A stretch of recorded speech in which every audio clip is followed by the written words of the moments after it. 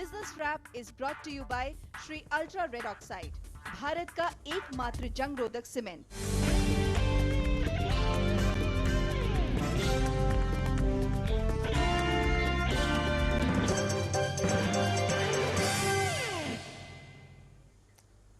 Well, hello and welcome to Business Wrap. Let's begin the show with the top headlines.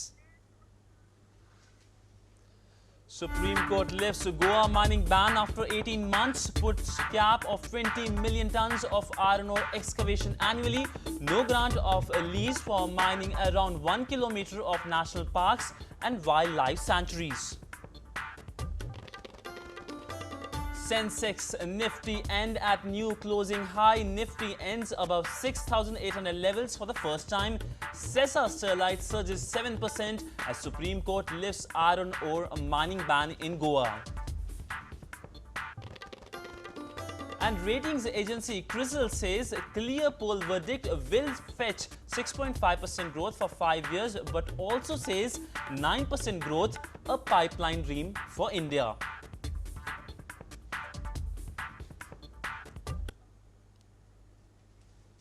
Well, let's begin with the big news of the day. The Supreme Court today lifted an 18-month-old mining ban in Goa, but with riders. The apex court restricted iron ore mining to 20 million tons annually, adding the cap would subject to a final panel report. The top court also said the mining leases for which renewals were not sought post 2007 have expired and mining there is illegal. The Supreme Court had banned mining in all 90 mines in Goa from October 2012 due to investigations into alleged illegal mining operations. The ban was based on findings of the Justice M.B. Shah Commission report, which estimated a 35 crore rupee loss to the exchequer due to alleged illegal mining over 12 years. The Supreme Court order is significant for Sesa Sterlite, the main subsidiary of mining group Vedanta. Sesa Sterlite is the largest private sector iron ore producer in India. Well, now we are joined by our legal correspondent Vikas Sarthi. Vikas, tell me what happened at the court today. Well, Sidhant, as you know, that court has lifted the ban which was imposed almost 18 months back, but court has given certain conditions which must be followed by not only by the mining firms, also by the state government. Court has clearly said that not more than 20 million ton will be allowed in a year, but court has also said that there should be an expert committee which will give the right figure, will give the accurate figure that what should be the upper cap for the iron ore excavation in Goa, and this should be done only after scientific work. A panel will go into all the details of geographical details, and after that this panel will recommend that what should be the upper cap for excavation. Apart from it, court has also said that the lease which were granted before 2007 cannot be considered as granted now. They should have applied afresh. They have to file a fresh application before Goa government, and state government will decide whether they should be allowed in future or not. Apart from it, court also said that it should be that the state government must ensure that in future there should not be any act of violation of environmental norms or whatever the practices courts and governments has time and again said to these miners. So these are the conditions which must be followed, and if any firm further violates these laws, it should be banned again. So it's a big relief for the miners, but they have to consider all the conditions, and after fulfilling that conditions, they will ensure that in future they will not have to face such kind of harsher order from the Supreme Court. It's a big relief for them, because for almost 18 months that everything was stalled. After court order, almost thousands of workers are out of work, and apart from it, court has also said that meanwhile the mining activity was banned in Goa.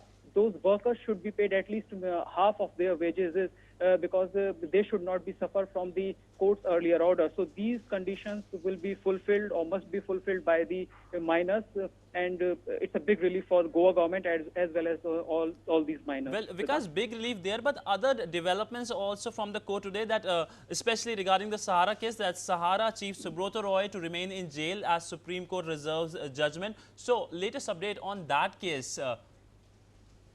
Sidhant, Sahara today again said that the order of the Supreme Court was not proper. It was in fact unconstitutional to send Sahara chief to the judicial custody as the contempt proceedings were on.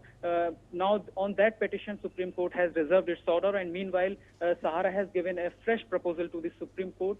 In new proposal, Sahara is agreed to pay 3,000 crore rupees within 3 days of release of Mr. Subrat Roy, and by 25th of April, they are ready to pay 3,000 crore rupees, and in next 60 days, by 30th of June, Sahara will pay an amount of almost 10,000 crore. As you know that earlier, court has fixed these conditions. Court asked Sahara to give 5,000 crore in cash to SEBI and give a bank guarantee of same amount.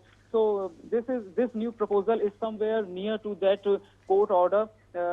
We have to see that how court will decide. Court has also reserved its order on this fresh proposal, and later on the bench will give the order in both the matters. Thanks, Vikas. So that was our legal correspondent Vikas, giving updates on this Supreme Court decision on the mining ban and also latest from the Sahara case. Now on to the Dalal Street. The markets ended at a record high today. Sensex closed at 136 points, up 22,764 levels. Nifty finished above the crucial 6,800 levels for the first time. Nifty ended at 6,818 levels, up 38 points. The BSE Small Cap Index was up more than 1%. Index heavyweight Reliance Industries RIL edged lower in choppy trade after announcing its Q4 results on Friday. Capital goods stocks were in demand. Wipro edged lower after announcing a revenue guidance for the Q1 June 2014 at the time of announcing Q4 March 2014 results on Thursday. Shares of private sector banking giant ICICI Bank hit 52-week high. Shares of iron ore miners Sesa Sterlite and NMDC gained on reports that Supreme Court has allowed resumption of iron ore mining in Goa with conditions. Gainers on the chart were SSLT, L&T, Mahindra & Mahindra, BHEL and Bharti Airtel, which were up by between 4 to 3%. Losers on the chart were Wipro, Hindustan Unilever, Sun Pharma, HDFC and Tata Power, which were down by between 6 to 1%. The market breadth indicating the overall health of the market was strong. The market may remain volatile this week as traders roll over positions in the futures and options segment from the near month April 2014 series to May 2014 series. The April 2014 FNO contracts expires on Wednesday, that's 23rd April 2014. Meanwhile, the markets will remain closed on Thursday, that's 24th April 2014, on account of parliamentary elections in the Mumbai constituency. On to global market action. The mainland Chinese markets led decline in Asian markets on Monday. Key benchmark indices in Japan, Indonesia, South Korea and Taiwan were off by between 0.03% to 0.25%. Singapore's Straits Times rose 0.08%. Markets in Hong Kong, Australia and New Zealand were closed for a holiday. China's Shanghai Composite Index dropped 1.52%, its biggest decline since 10th March 2014, amidst concerns that the initial public offerings will draw funds away from existing equities. Meanwhile, European stock markets were closed today for a holiday.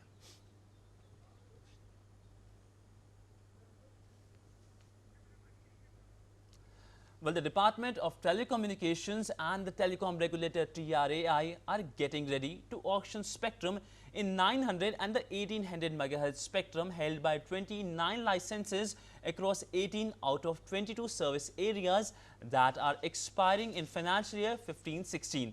Recently, DOT approached TRAI seeking its recommendations on auction of spectrum in 900 and the 1800 MHz spectrum held by 29 licenses.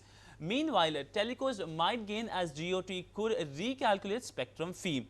There will be a revision in rates for 4 circles, that's Delhi, Mumbai, Karnataka and Rajasthan for the 1800 MHz and in 3 metros. All telecom operators are likely to get some relief in one-time spectrum charges estimated at 23,197 crore rupees at present, as the Department of Telecommunications is calculating rates afresh based on the February auction price. The one-time spectrum fee is the charge operators were asked to pay for holding additional spectrum. In 2008, telecom firms were given 4.4 MHz spectrum along with licenses for 1,658 crore rupees for pan-India operations. Most of the operators were allocated additional spectrum without upfront charges. The Union government in 2012 decided operators should pay for holding spectrum above 6.2 MHz retrospectively from July 2008 to January 1, 2013 based on market-determined prices decided in the auction. DoT had raised a total demand of 23,197 crore rupees from telecom operators which were issued licenses in 2008. The amount was arrived at on the basis of the floor price fixed for the November 2012 auction. The bid got a tepid response as the base price was considered high. According to this calculation, state-owned BSNL had to pay 6,912 crore rupees, Bharti Airtel 5,201 crore rupees, Vodafone 3,599 crore rupees, MTNL 3,205 crore rupees, Idea Cellular 2,113 crore rupees, Aircel 1,365 crore rupees, Loop Mobile 606 crore rupees and Reliance Communications 173 crore rupees. No bids were received for 1800 MHz, widely known as the second generation or 2G spectrum in Delhi, Mumbai, Karnataka and Rajasthan in the 2012 auction, but the demand for the one-time spectrum charge was raised based on the base price. Similarly, demand for the 900 MHz band airwaves was raised based on the reserve price formula approved by the Union Cabinet, which was to charge 2 times on the price of the 2G spectrum. Business Bureau, DD News. Well, time for a short break. More after this break. जो मेरी काबिलियत और रोजगार की दूरी को कम करता है, मेरा वोट उसी को, मेरा वोट कांग्रेस को।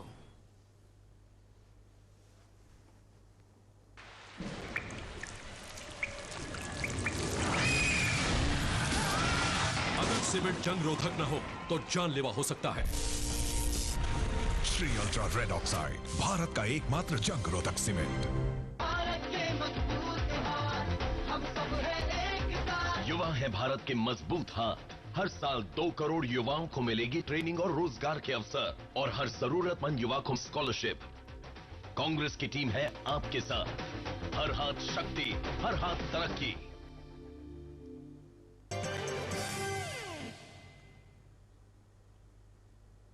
Hi, welcome back. There is 1 in 2 chance of achieving 6.5 average GDP growth over the next 5 fiscals, and India can no way achieve above 9% as it has done in the past, a CRISIL study has said.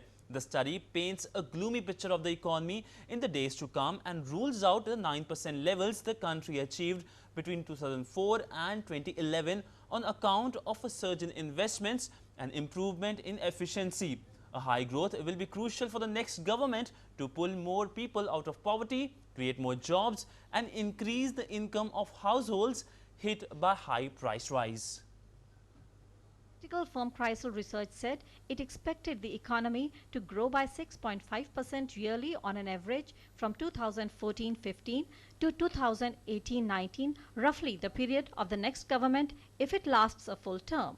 This is way down from the 9% annual growth rate from 2003-4 to 2010-11, briefly snapped by the global financial crisis of 2008-9. So how would a growth of around 6% impact India? Sales of products in various sectors, automobiles, consumer durables, housing, cement, steel, would be substantially impacted as a result. This would have repercussions on poverty reduction and employment generation also. CRISIL said that even this base case forecast of 6.5% annual growth is premised on a decisive mandate in the coming general elections. With 9% annual growth, India's poverty would have declined sharply to 13.6% of the total by 2018-19, pulling 49 million more close to 18% of the current number of the poor out of destitution.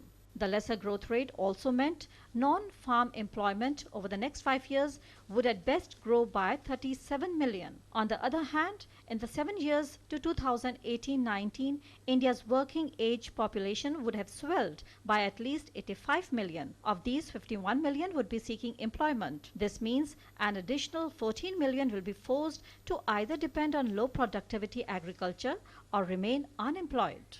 Business Desk, DD News.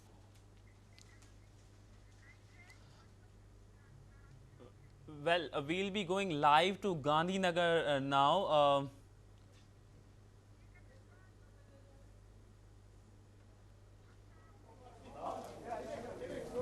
Excuse me, we'll start now. We'll start now. Please silence. Yes. So you can start.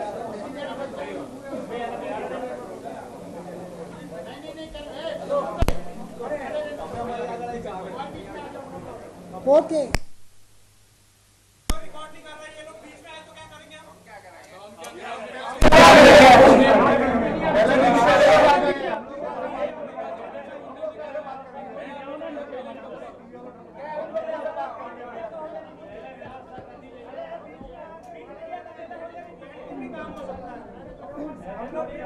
Why don't you put some chairs like this on the side so that just wait. I think put some chairs on the corner so that वो जो बोल रहे हैं वो ठीक है, आप सामने थोड़ा छोड़ दीजिए, साइड में बैठ जाइए. Just give them the chairs. Give them the chairs there. So a press conference by the Chief Election Commissioner in Gandhinagar. We'll go back shortly to that press conference, but we were continuing with the story India versus China, how India and China are in a race for the economic growth. The rise of Asian economies are led by these two countries. But talking about these two countries, well, China's economy, which was smaller than India's in 1980s, has raced ahead since. It led to higher reduction of poverty in China than India. Car sales in the neighboring country have also zoomed past that of India. So who will fare better? Here's a special report. China's economy, which was smaller than India's in the 1980s, has raced ahead since. It led to higher reduction of poverty in China than India. Car sales in the neighboring country have also zoomed past that of India. Chrysal's latest study showed India's economy was 1.75 times bigger than China's in 1960. In fact, by 1980 as well, India's economy was $0.3 trillion, while China was only $0.2 trillion on a purchasing power parity basis. However, by 2013, the Chinese economy had become 2.7 times India's. By 2018, the Chinese economy will be more than $20 trillion, while India will not even touch $8 trillion.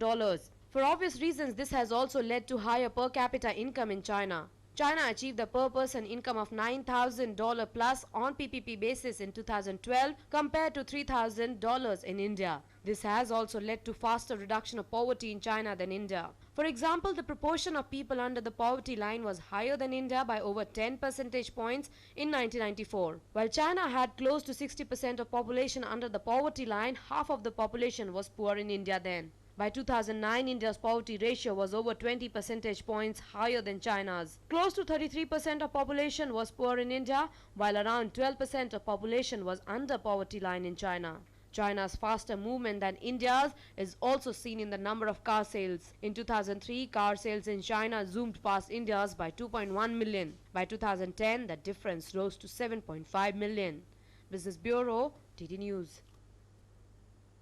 Well, we are going back to that press conference by the Chief Election Commissioner of India in Gandhinagar.